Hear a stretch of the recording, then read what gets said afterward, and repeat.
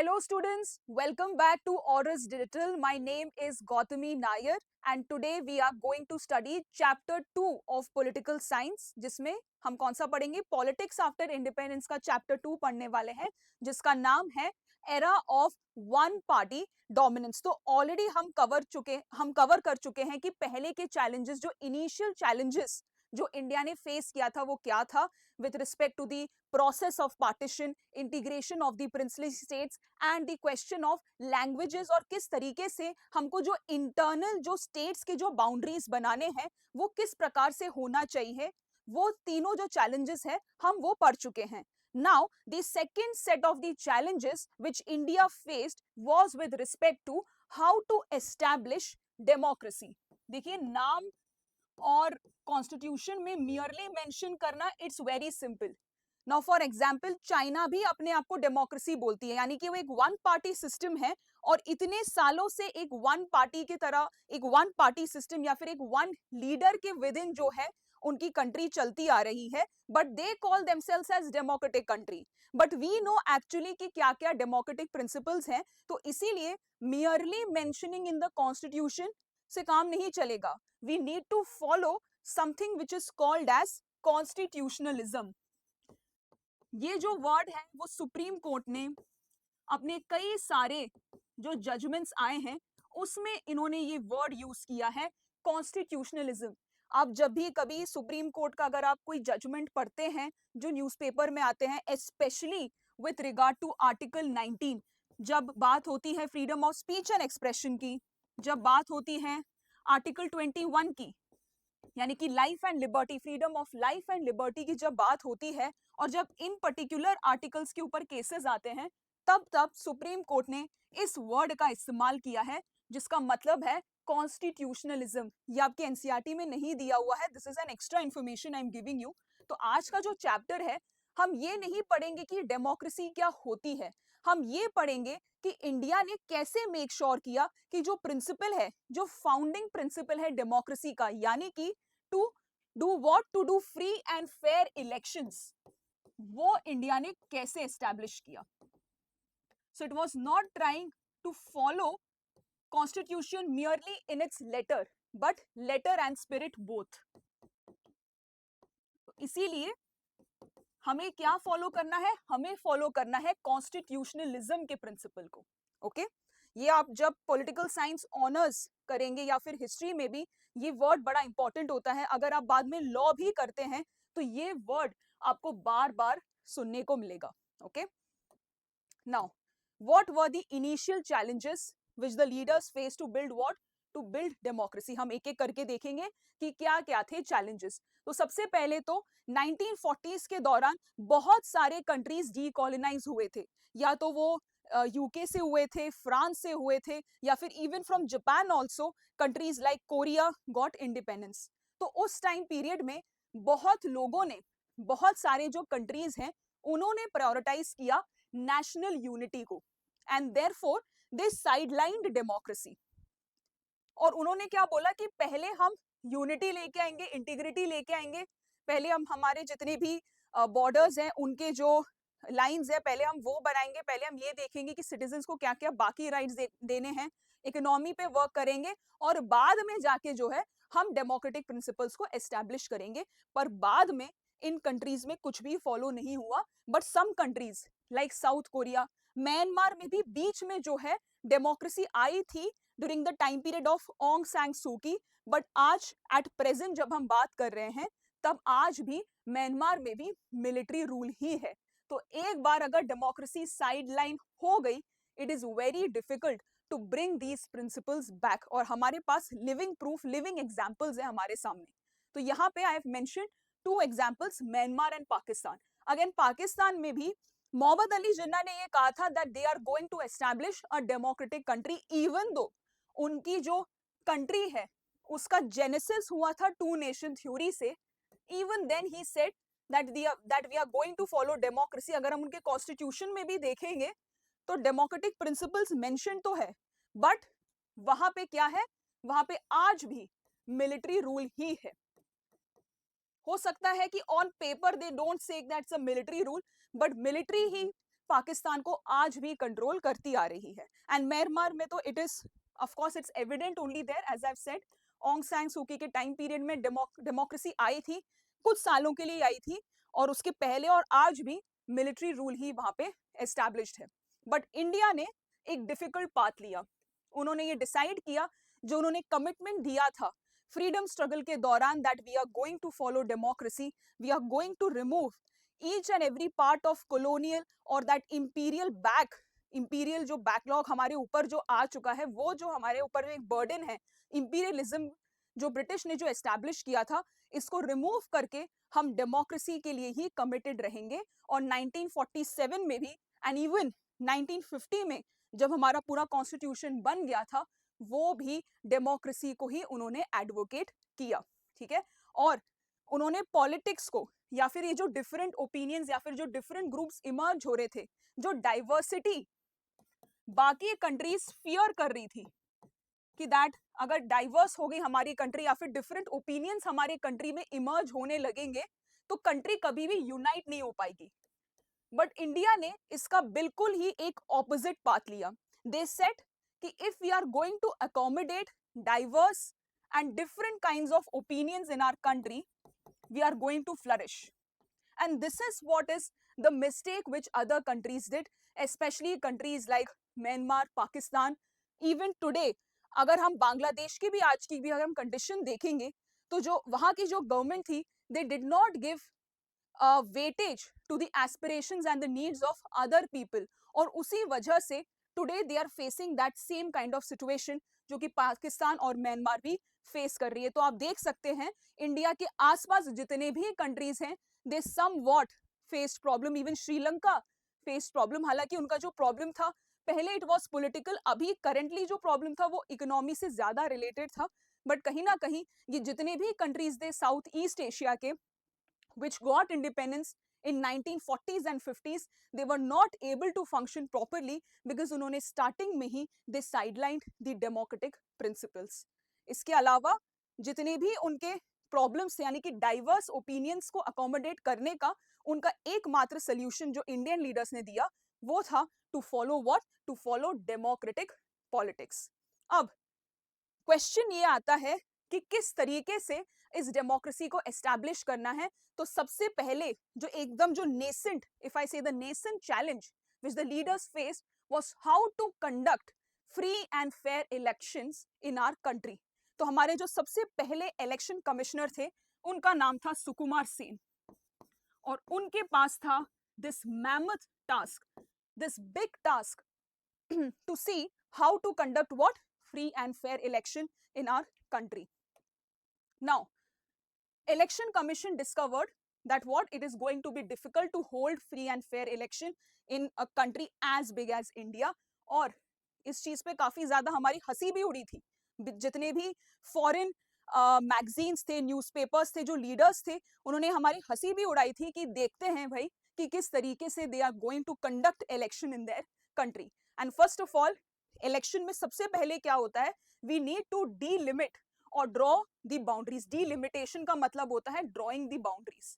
यानी कि अगर मैं फॉर एग्जांपल मध्य प्रदेश लूं, है ना, अगर if for example if I say this is Madhya Pradesh, this circle represents Madhya Pradesh, तो अब इलेक्शन कमीशन के पास ये ड्यूटी रहता है that they have to draw the boundaries, internal boundaries in such a way that the population is divided almost equally. यानी कि अगर इस पर्टिकुलर सेक्शन में फॉर एग्जाम्पल 1 लाख लोग हैं, तो उनको कोशिश ये करना है कि बाकी कॉन्स्टिट्यूएंसीज में भी, बाकी बाउंड्रीज में भी 1-1 लाख में जो है लोग डिवाइडेड रहें, ताकि जो नतीजा है वो ऑलमोस्ट सिमिलर आए when the entire voting is taken from all the countries together. तो ये जो प्रोसेस होता है, इसी प्रोसेस को कहते हैं डीलिमिटेशन। और उसके लिए हमारी जो कंट्री है वो एस्टैब्लिश करती है एक डीलिमिटेशन कमीशन, जो कि हमारे कॉन्स्टिट्यूशन में मेंशन्ड है। और वही डीलिमिटेशन कमीशन जो होती है, it works along with the election commission to draw these boundaries. तो अभी आगे हमारी जो बाउंड्रीज हैं वो आगे अब ड्रॉ होंगी। अब कब होंगी, अगर 2026 और 27 में if we have the census, उसके बाद जो है it has been decided that for the upcoming elections, the delimitation or the redrawing of these boundaries will be done. ठीक है, तो ये कुछ एक्स्ट्रा इंफॉर्मेशन है.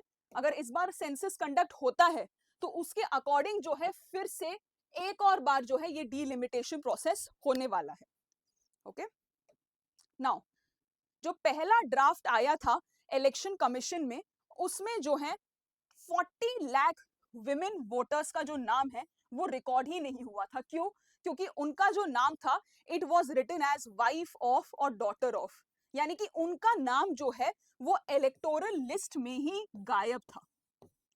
इलेक्टोरल लिस्ट यानी कि list of all the eligible voters और एलिजिबल सिटीजन्स जो वोट कर सकते हैं. पहले उसका जो एज था वो था 21 और आज वो एज कम कर दिया गया है टू 18. ठीक है, तो उस टाइम पीरियड में 21 था, तो विमेन यानी कि 40 लाख जो विमेन थे देवर मिसिंग. तो इस जो ड्राफ्ट है, जो फर्स्ट ड्राफ्ट था, उसको इलेक्शन कमीशन ने मना कर दिया. क्यों? क्योंकि India follows the principle of universal adult franchise. ये दिया गया है हमारे आर्टिकल 326 में. Again not mentioned in your NCERT, not at all important for class 12th, but if you are a student of political science at least you should remember few of the articles. और class 12th में मेरे हिसाब से you should memorize एक तो fundamental right के जो articles हैं वो आपको पता होने चाहिए. वो आर्टिकल शुरू होते हैं 14 से, यानी कि राइट टू इक्वालिटी से, टू व्हाट, टू आर्टिकल 32. और डीपीएसपीज आपको पता होने चाहिए जो कि आते हैं आर्टिकल 36 से 51.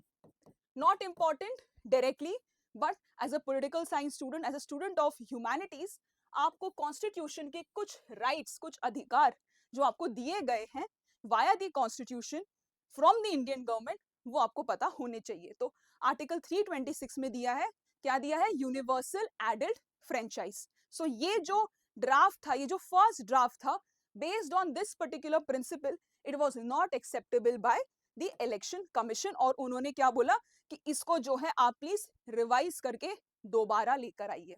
नाउ जो मेथड था वोटिंग का, अब वो भी डिसाइड करना था. बाउंड्रीज ड्रॉ करने थे, जो इलेक्टोरल लिस्ट थी वो प्रिपेयर करना था. अब क्वेश्चन ये था कि भाई मेथड क्या होना चाहिए वोटिंग प्रोसेस का. तो पहले जो है हमने 1990s तक, यानी कि 1947 से लेके 1990s तक we followed the what the general system जो फॉलो होता है, that is the ballot paper system. ठीक है, तो इसमें जो डेटा दिया गया आपके एनसीईआरटी में, that is there were 17 crore eligible voters, but उसमें से केवल और केवल 15% थे जो कि क्या थे, लिटरेट थे. ठीक है, तो अब इलेक्शन कमीशन को ऐसा एक मेथड बनाना था जो कि सिंपल हो, and it was easily able to easily able to explain it to the general population. Because आप देख सकते हैं only 15% of the 17 crore eligible voters were literate, and therefore election commission had to think of what, a special method of voting. And the commission was also responsible to train what 3 lakh officers and polling staff to conduct the first general elections. So आप देख सकते हैं that why it was called as a mammoth task, और क्यों हमारी हंसी उड़ रही थी in the international politics. Now the polling booth had a box for each candidate with the election symbol made parallel to the name of the candidate. मैं आपको दिखा देती हूँ एक बार इमेज. हालांकि it's very simple to understand, but ये ऐसा रहता था. If it's not clear, I'm going to tell you. यहाँ पे नाम लिखा हुआ है, पार्टी का सिंबल रहता है, और जो लीडर रहते हैं उनका भी पिक्चर जो है बाद में इन द रीसेंट जो बैलेट पेपर इलेक्शंस है उसमें एक पिक्चर भी बनी रहती थी. सो दिस इज द वे एक जो बैलेट पेपर जो रहता था वो बना रहता था, एंड इसके अगेंस्ट में जो है either you can cross it or you can tick it, or then you need to submit it in a ballot box. Now ये जो बैलेट बॉक्स था ये चला था 1990s तक. 1982 इज द एग्जैक्ट ईयर. ये आपको याद रखना है कि 1982 तक जो है बैलेट पेपर सिस्टम चला था. 1982 में जो है एक हुआ था election. It was not the general election but a by election in one of the constituencies in Kerala. तो ये एक्सपेरिमेंट जो है इलेक्ट्रॉनिक वोटिंग मशीन का एक एक्सपेरिमेंट किया गया one of the by elections in Kerala on by 2004। ये जो ईवीएम था यानी कि जो इलेक्ट्रॉनिक वोटिंग मशीन था, ये पूरे कंट्री में अप्लाई किया गया and even today we are following what the EVM pattern of voting. ये है ईवीएम मशीन। अब आप 18 साल के हो गए होंगे या होने वाले होंगे, so now you are going to vote in your next state elections और in the general Lok Sabha elections. तो इस तरीके से देखो आपके सामने ईवीएम रहने वाला है एंड इसके अगेंस्ट में you can see something called as VVPAT. VVPAT ये आपके एनसीईआरटी में नहीं है, this is something which has been newly added यानी कि 2013 में हालांकि इसको ऐड किया गया था, बट एनसीईआरटी में I guess it's not mentioned. EVM तक मेंशन्ड है, बट ईवीएम के साथ जो है अब एक छोटा सा एक और साइड में एक मशीन होता है that is called as VVPAT. उसका फुल फॉर्म है voters verifiable paper audit trail. यानी कि जहां पे आप फॉर एग्जांपल मैंने एक पार्टी को फर्स्ट वाले पार्टी को अगेंस्ट में जो बटन है वहां क्लिक किया, तो इंश्योर करने के लिए कि उस ही पार्टी को वोट गया है, यहाँ पे पेपर में उस पर्टिकुलर पार्टी का सिंबल और नाम, जो कैंडिडेट जिसको आपने वोट किया है उसका नाम आप इस पेपर ट्रेल में वेरीफाई कर सकते हैं, इसलिए इसका नाम है voter verifiable paper audit trail. तो ये तरीका जो है, ये जो नया तरीका है, नया सिस्टम है, वो इलेक्शन कमीशन लेके आई थी during the time period of 2013-14। ठीक है, नाउ अब हमने देख लिया है कि मेथड क्या था। अब इस मेथड में एक सिस्टम आप पढ़ चुके हो क्लास 11th के आपके पॉलिटिकल साइंस के एनसीईआरटी के किताब में। तो हम जो सिस्टम फॉलो करते हैं वो है first past the post system. तो एक बार अपन क्विकली रिवाइज कर लेते हैं कि क्या है ये first past the post system. So इसमें it's an electoral system where the candidate who receives the most votes win the election. So in the first past the post electoral system, voters cast their vote for a candidate of their choice and the candidate who receives most votes wins even if the top candidate is getting less than 50% of vote। तो यहाँ पे मैंने एक आपको example भी दिया है, ये थोड़ा रीसेंट एग्जाम्पल मैंने आपको दिया है, but when we are reading about Congress के जो जनरल इलेक्शंस है वहां पे भी आप ये first past the post system का एग्जाम्पल पढ़ोगे। तो यहाँ पे है एग्जाम्पल, ये दिया है मैंने बहुजन समाज पार्टी का दिया है, जो कि क्या बता रहा है 2014 के लोकसभा इलेक्शंस में they recorded the third largest share of the votes. यानी कि ये थर्ड लार्जेस्ट पार्टी थी जिसको मैक्सिमम अमाउंट ऑफ वोट्स मिले थे। सबसे पहले थी बीजेपी, फिर थी आईएनसी, और जो थर्ड लार्जेस्ट पार्टी थी वो थी बहुजन समाज पार्टी। बट और कितने वोट्स मिले थे? 4.2% of the votes, but they did not win even a single seat in the country. ठीक है, तो आप ये क्या बोल सकते हैं, एक तरीके से आप डिफरेंस देख सकते हैं कि वोट्स तो हैं, वोट्स तो वो विन कर रहे हैं, यानी कि सोचिए 4.2% of the entire population of a country, मतलब एक बड़ा नंबर है, एक बड़े नंबर के लोगों ने इनको वोट दिए हैं, बट सीट इनको एक भी नहीं मिली।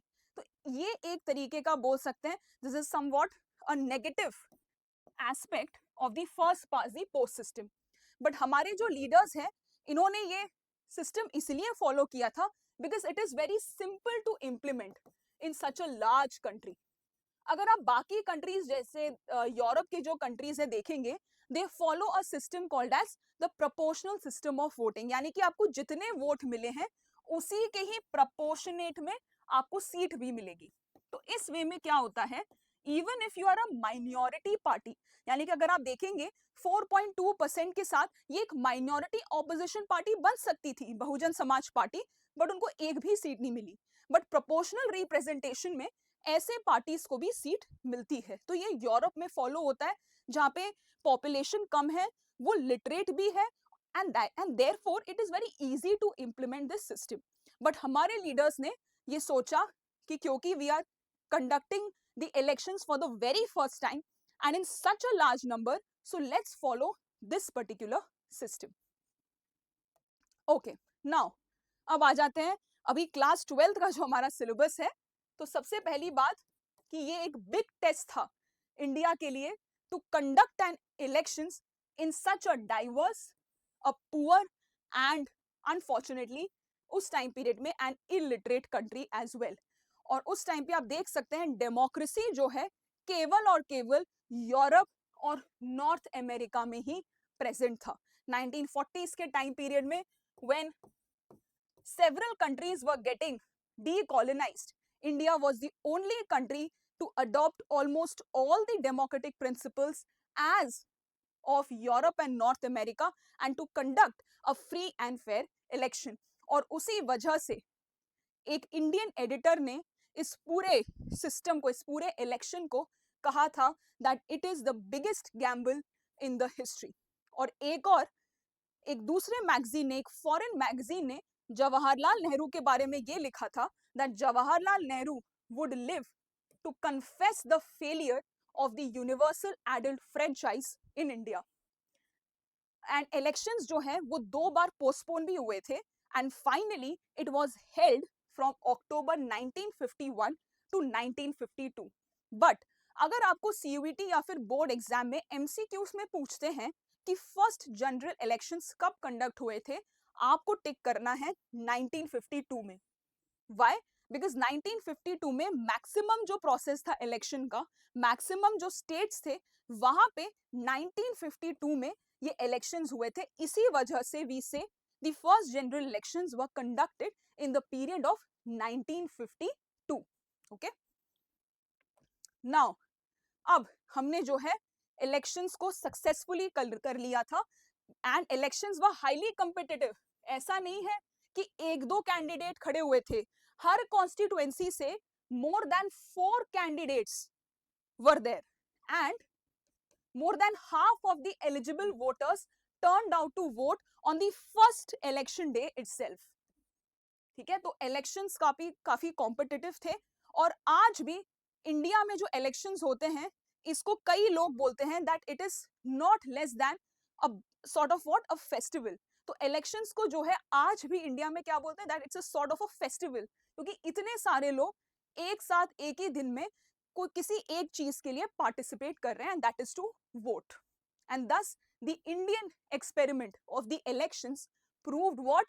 Proved the critics wrong.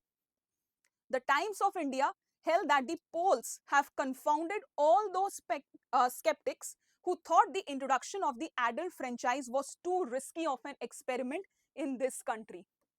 तो जितने भी लोगों ने कहा था कि भाई इलेक्शंस नहीं करा सकता है एक पुअर और एक इलिटरेट कंट्री, उनको इंडिया ने गलत प्रूफ किया। And they also proved one thing, that democracy could be practised anywhere in the world.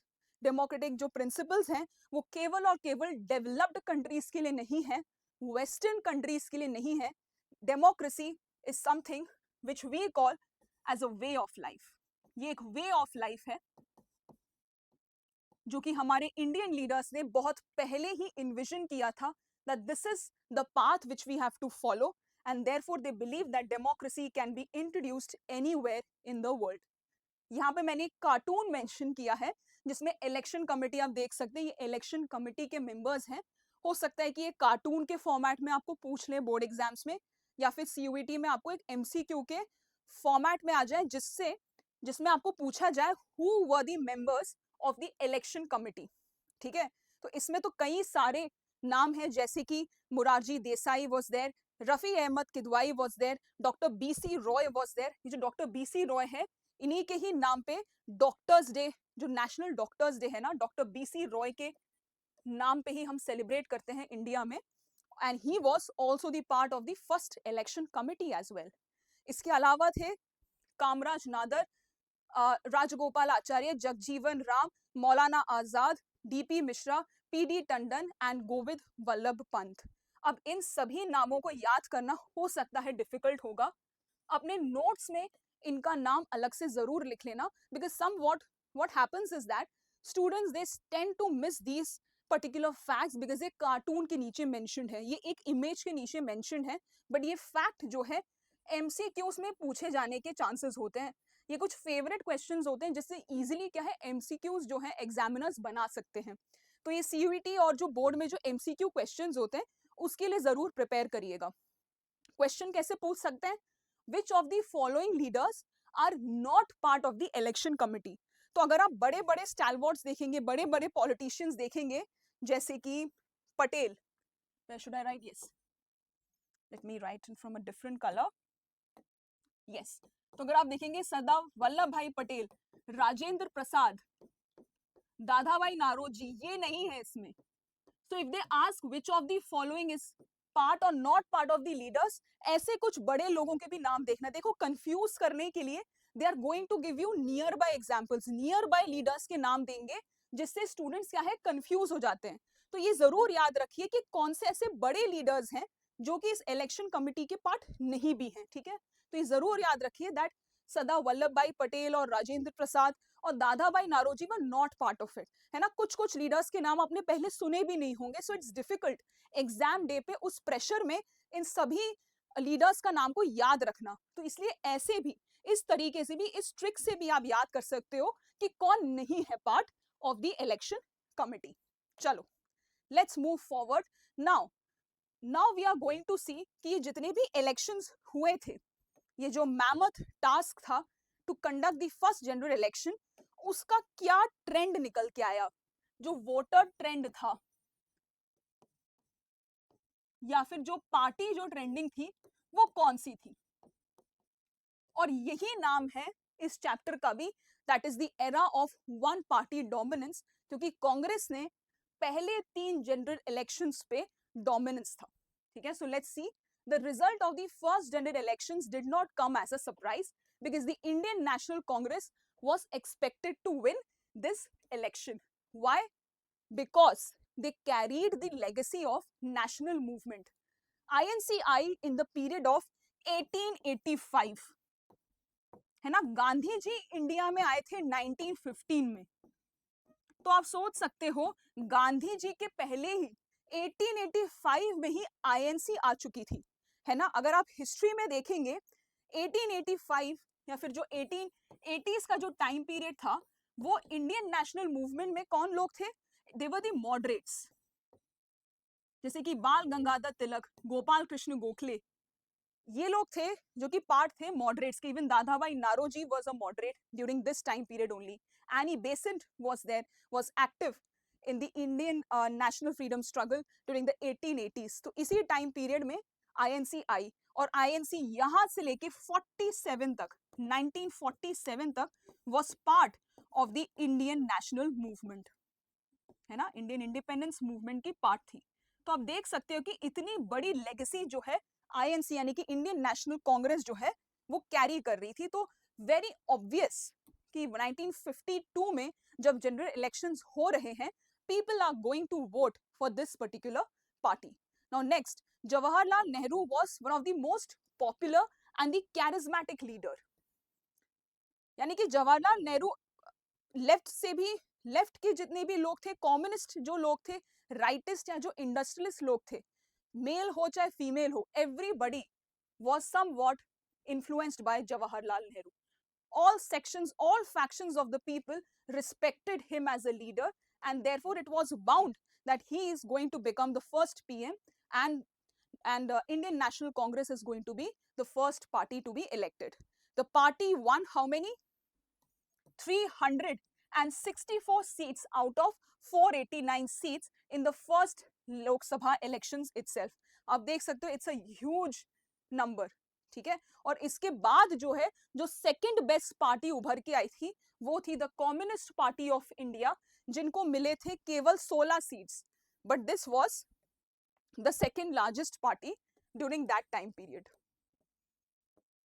आज कहानी कुछ अलग है, but first general elections में these were the stats. Now in the state elections also, INC emerged as the top notch party. हम देखेंगे आगे कि ऐसे क्या क्या reasons थे that why Congress held the dominance for the first 3 general elections. Okay, now एक map, ये जो आपके NCERT में दिया हुआ है, इसमें क्लियरली दिया गया है जितने भी येलो पोर्शंस में स्टेट्स दिए गए हैं, वहां पे क्या है? INC है. यहाँ पे you can C Kerala is the country जो कि रेड में दिया गया हुआ है, क्योंकि यहाँ पे कौन सी पार्टी थी? सॉरी, यहाँ पे पार्टी थी कम्युनिस्ट. एंड एक ब्लू में दिया गया है JNK में. बाद में यहाँ पे आते हैं द नेशनल कॉन्फ्रेंस पार्टी. उसके अलावा पूरे के पूरे कंट्री में कौन था who was dominating? Indian National Congress was dominating. And if you carefully read in your NCERT, यहाँ पे ग्राफ के फॉर्मेट में even the names of the party is given, और जिसमें आप देख सकते हो जो सबसे लंबा जिसका ग्राफ है, सबसे जो टॉलेस्ट ग्राफ आप देख सकते हो वो INC का ही है तीनों जनरल इलेक्शंस में, और तीनों जनरल इलेक्शंस में more than 300 votes they got. Okay. Yes. Now, in the second and the third general elections in 1957 and 62, Congress still maintained the same position in the Lok Sabha by winning 3/4 of the seats. And even in the state assembly elections as well, Congress majority part में they had the dominance. But जैसे मैं आपको बता चुकी हूँ, केरला में 1957 में एक कोएलिशन पार्टी आई थी. बट अपार्ट फ्रॉम दैट, है ना, कोएलिशन पार्टी किसने बनाई थी? कम्युनिस्ट पार्टी ऑफ इंडिया ने ही बनाई थी. बट अपार्ट फ्रॉम दैट बाकी सारे स्टेट्स में, बाकी सारे स्टेट असेंबली इलेक्शंस में भी कांग्रेस का ही डोमिनेंस था. एक और पार्टी इमर्ज हुई थी जिसका नाम है the socialist party. They secured more than 10 votes, but it could not win even 3 seats. इसके पहले का पॉइंट है that Congress obtained 45% of the total votes but manage to win 74% of the seats. अब ये वही एग्जाम्पल है जब मैं आपको सिस्टम समझा रही थी first past the post system का, कि जरूरी नहीं है कि पार्टी के पास मोर देन 50% वोट्स हो, बट उसके बावजूद they are going to form the government, because the more amount of votes you get, it doesn't matter whether it's more than 50%, but if you get maximum, if you get majority of the votes, you are going to form the government in India. और opposition के साथ problem ये था कि जो votes थे दे were getting divided. यानी कि सोशलिस्ट पार्टी थी, उसके अलावा जो पार्टी थी वो थी स्वतंत्र पार्टी. ठीक है, हम ये जितनी भी ऑपोजिशन पार्टीज हैं उनके बारे में भी we are going to study them in detail. तो स्वतंत्र पार्टी थी, उसके अलावा जो है भारतीय जनसंघ पार्टी भी आई जो कि बाद में बीजेपी बनी. सो वी हैव द भारतीय जनसंघ पार्टी. तो इनके बीच में क्या है, the opposition votes got divided, और इसी वजह से एक स्ट्रॉन्ग ऑपोजिशन नहीं बन पाई, and therefore Congress maintained its division. तो यहीं पे मेंशन्ड है कि जो राइवल पार्टीज है उसके बीच में जो नॉन कांग्रेस वोट्स थे they got divided, and therefore Congress in this way was able to stay ahead of its opposition. So this was one of the reasons why in the first 3 general elections Congress was able to maintain its dominance. इसके अलावा और भी वजह है. So let's see the nature of Congress dominance. ठीक है, अब इसमें कुछ कंट्रीज का नाम मेंशन्ड है जैसे कि चाइना, क्यूबा, इजिप्ट, मेक्सिको, और कुछ टाइम पहले तक इवन साउथ कोरिया भी जो है they were what, they were one party states. यानी कि यहाँ पे जो है एक ही पार्टी का डोमिनेंस है. इवन टुडे क्यूबा और चाइना जैसे कंट्रीज में एक ही पार्टी का डोमिनेंस है. यहाँ पे रशिया भी एक इसी तरीके की कंट्री है, तो वन पार्टी डोमिनेंस यहाँ पे भी है. बट क्वेश्चन ये है कि कांग्रेस डोमिनेंस इन सभी वन पार्टी डोमिनेंस कंट्री से अलग कैसे थी, क्यों थी?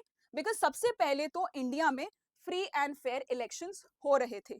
यानी कि they were able to win the elections in a free manner only, in a fair manner only, in a transparent manner only. अगर आप चाइना और क्यूबा जैसे कंट्रीज में देखेंगे तो इलेक्शंस तो होते ही नहीं है, बहुत ही रेयरली इलेक्शंस होते हैं. और अगर इलेक्शंस होते भी हैं they have no opposition parties only. यहाँ पे we have seen socialist party was there, Bharatiya Jansangh was there, Swatantra party was there. तो ऑपोजिशंस तो थे, 1950s के दौरान ही ऑपोजिशंस थे. But still because of the legacy of the freedom struggle movement Congress was able to manage to have the dominance in the first 3 general elections.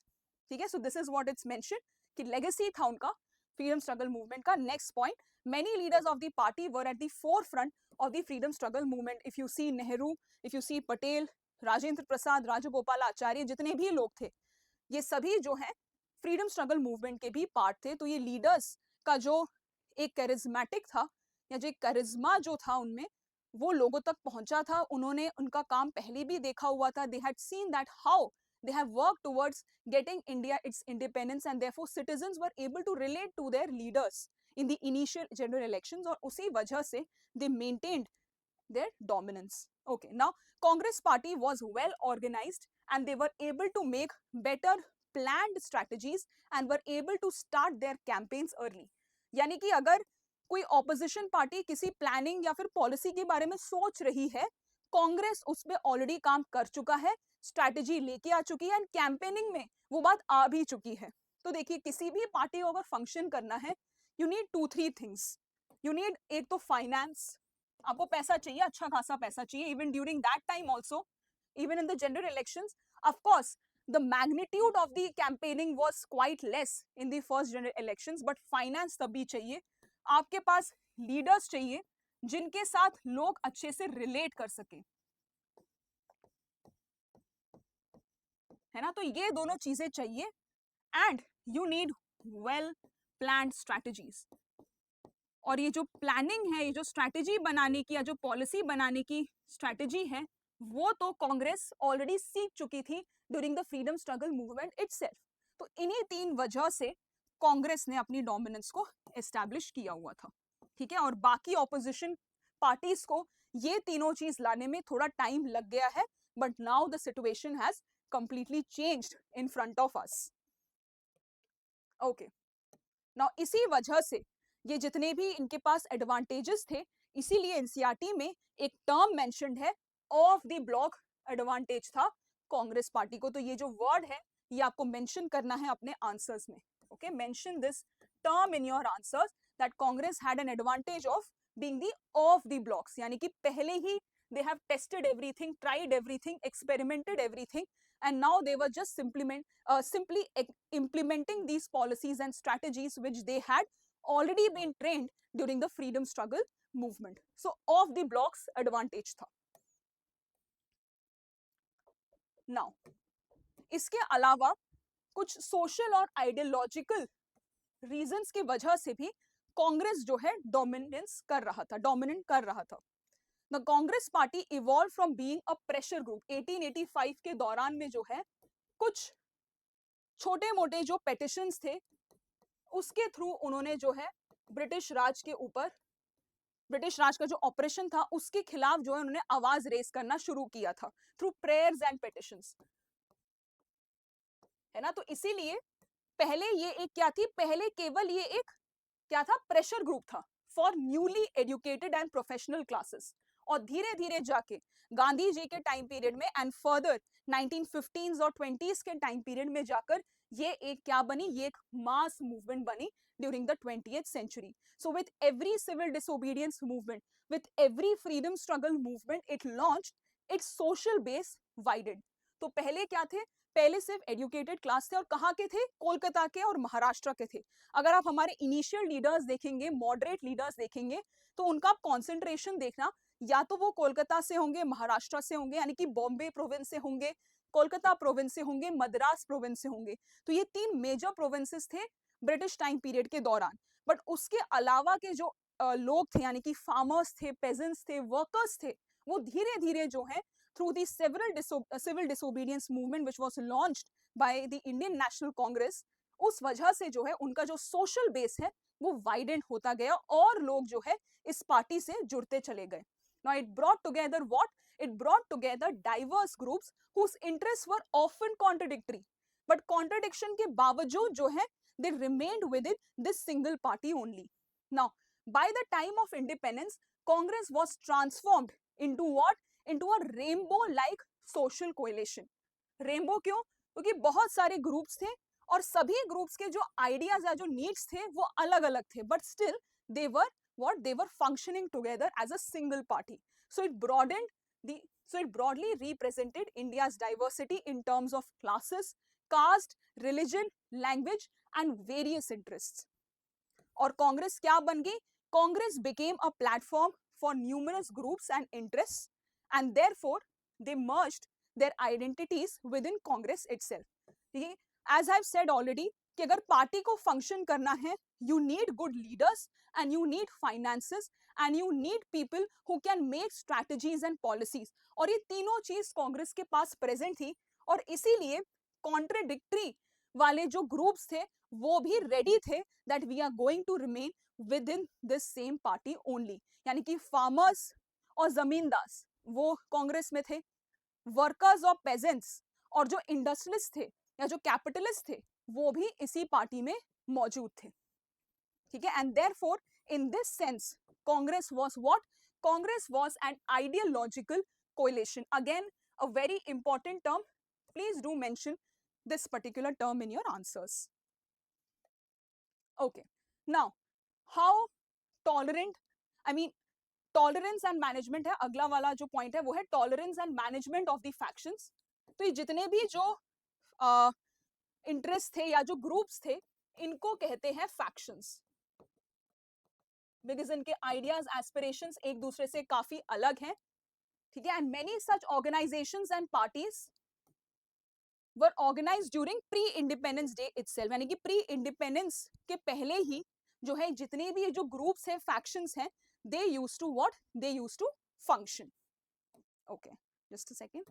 Yes, ठीक है, so let us just read कि मैंने यहाँ पे क्या mention किया है। So in the pre-independence day, many such organizations and parties with their own constitution and organizational structure were allowed to exist. तो INC में within the Congress itself pre independence time period में ही ये सभी लोग मौजूद थे। और इसका प्राइमरी रीजन जो था वो एक पर्सन की वजह से था जिसका नाम है महात्मा गांधी। बिकॉज गांधी वांटेड कि सभी लोगों को एक साथ जो है इंडिपेंडेंस के लिए वर्क करना चाहिए, और उसी वजह से ही वाज इन फेवर कि अब सभी लोग जो है आईएनसी को ज्वाइन करें, आईएनसी के पार्टी मेंबर्स बने, बट आप अपने कॉन्स्टिट्यूशंस और अपने ऑर्गेनाइजेशन के आइडियल्स फॉलो कर सकते हैं even if you are part of Congress. Now later ये जितने भी कॉन्स्टिट्यूशंस थे, जितने भी ऑर्गेनाइजेशनल स्ट्रक्चर्स थे, ये क्या बन गए after independence, they became separate specific programmes and policies. और इस सेपरेट प्रोग्राम्स एंड पॉलिसीज की वजह से जो है कांग्रेस क्या बन पाई, कांग्रेस बन पाई एक आइडियोलॉजिकल कोएलिशन। नाउ यहां पे है coalition. Okay, now coalition like character gave Congress an unusual strength. Compromise and inclusiveness are the hallmark of a coalition। और ये जो दोनों आइडियल्स हैं, कॉम्प्रोमाइज करना और इंक्लूसिव रहना अपने आइडियाज में, अपने सोच विचार में, वो कांग्रेस ने एस्टैब्लिश किया था। And anything about the opposition, जो भी ऑपोजिशन लेके आना चाह रही थी, जितने भी ऑपोजिशन पार्टी थी, भारतीय जनसंघ हो गई या स्वतंत्र पार्टी हो गई, वो जो भी लेके आना चाह रही थी, जो भी प्रोग्राम या पॉलिसी लेके आना चाह रही थी, वो सभी चीजें जो है कांग्रेस में या आइडियोलॉजी ऑफ द कांग्रेस में जो है ऑलरेडी मेंशन्ड थी। ठीक है, now there is a greater tolerance of internal differences and ambitions of various groups and leaders which were accommodated, and even after independence they continue to follow the same process। तो ये जो ideals हैं compromise के, inclusiveness के, to be an accommodative party, ये कांग्रेस ने pre independence दौरान ही follow करना शुरू किया। और प्री इंडिपेंडेंस के बाद भी in the general elections, in the initial general elections, they were able to follow these ideals। Now what I was saying, ये जितने भी ग्रुप्स थे इनको क्या कहते हैं, फैक्शंस कहते हैं। ठीक है, and the nature the nature of the Congress party tolerated and encouraged these factions। देखो जितने भी वन पार्टी कंट्रीज थे, वन पार्टी डोमिनेंट जो कंट्रीज थे, जैसे कि क्यूबा हुई, चाइना हुई, even today Russia also functions like that, ये जो कंट्रीज है what they do, they try to suppress the opposition. But इन्होंने क्या किया, ऑपोजिशन या फिर जो कॉन्ट्रेडिक्टरी जो ग्रुप्स थे, है ना, कॉन्ट्रेडिक्टरी के जो ग्रुप्स थे, they provided strength to the Congress system। जो फैक्शंस इमर्ज करके आई, ये सभी रेडी थे to function within one single party, and this became a strength of Congress. And since there was room for each faction, leaders representing different interests and ideologies, they remained within the party itself, they did not make a separate party। Most of the state units of the Congress party were made of numerous factions। अब ये एक बहुत ही intelligent strategy है। State के अलग अलग demands और aspirations हैं। आपने पढ़ा था कि आंध्रा में जो है एक क्या हुआ था, विशाल आंध्रा मूवमेंट हुआ था to have their what, to have their own state. वो भी वहां की कांग्रेस पार्टी ही लेके आई थी, वो कोई और पार्टी लेके नहीं आई थी। Their own party was demanding कि हमें एक सेपरेट स्टेट चाहिए, हमें एक सेपरेट आंध्र प्रदेश स्टेट चाहिए for the Telugu speaking people, और वो खुद की पार्टी लेके आई थी। यानी कि जो स्टेट यूनिट्स थे वो डिफरेंट एस्पिरेशंस और डिमांड्स को मेट कर रहे थे, and they also functioned within the same Congress party, and therefore Congress at the centre appeared as what, a grand centrist party. यानी कि ना लेफ्ट टिल्टेड ना ही right tilted, it was a centre party. And other party जितने भी oppositions थे, they tried to influence these factions कि आप हमारे साथ फंक्शन करिए, आप हमारे साथ ज्वाइन करिए, but they all were only able to influence policies and decisions from the margins। ठीक है, इसी वजह से, क्योंकि जितने भी ऑपोजिशन पार्टी थे, they were functioning from the margins, Congress emerged as what, a grand centrist party। और इसी वजह से जो है, जो ऑपोजिशंस थे वो भी, इन्होंने भी कहीं ना कहीं स्ट्रेंथन किया है कांग्रेस को, by what, by system of balancing mechanism for the ruling party. Because ruling party धीरे धीरे समझने लगी कि ये जो ऑपोजिशन है वो कोई नीड्स और दूसरे दूसरे आइडियोलॉजीज लेके आ रही है। तो फर्स्ट 3 जनरल इलेक्शंस में कांग्रेस कहीं ना कहीं बैलेंस कर रही थी बाकी फैक्शंस के need, so that they do not join other coalitions और अदर पॉलिटिकल पार्टीज। और इस पूरे सिस्टम को जो है क्या बोला गया है, बोला गया है द कांग्रेस सिस्टम। ये जो वर्ड है, ये जो टर्मिनोलॉजी है, वो लेके आए थे एक scholar, not mentioned in your NCERT, not important, but अब further if you do study political science further in your college, तब आप पढ़ेंगे ये जो कांग्रेस सिस्टम का जो वर्ड है वो लेके आए थे scholar Rajni Kothari, a great political scientist, political scholar.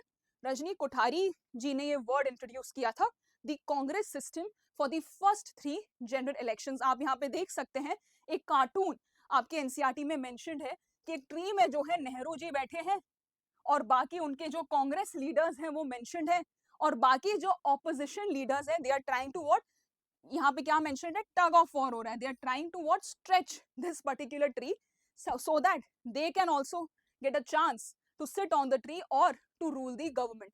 कौन कौन से लीडर्स हैं भाई जो टग ऑफ वॉर में यहाँ पे हैं, वो है A.K. गोपालन, आचार्य कृपलानी, N.C. चैटर्जी, श्रीकंठन नायर एंड सरदार हुकुम सिंह। ठीक है, तो ये कुछ लीडर्स हैं जिन्होंने जो है अपने पार्टीज बनाई थी, अपने ऑपोजिशन पार्टीज बनाई थी, and they were trying to topple the tree. ठीक है, तो ये थे कुछ opposition leaders during the first 3 general elections, but they used to still respect the Congress leaders because they were stalwarts, or they were the statesmen who were the part of the freedom struggle movement। तो यहाँ पे hatred नहीं था एक दूसरे की तरफ, but since it is politics, of course opposition leaders were trying to topple the Congress system, and they were trying to instate their own particular party in the Indian government। तो एक tug of war जो है, ये भी एक cartoon आपके NCERT में mentioned है। ये कुछ ऑपोजिशन लीडर्स के नाम भी मैंने आपको बता दिए हैं।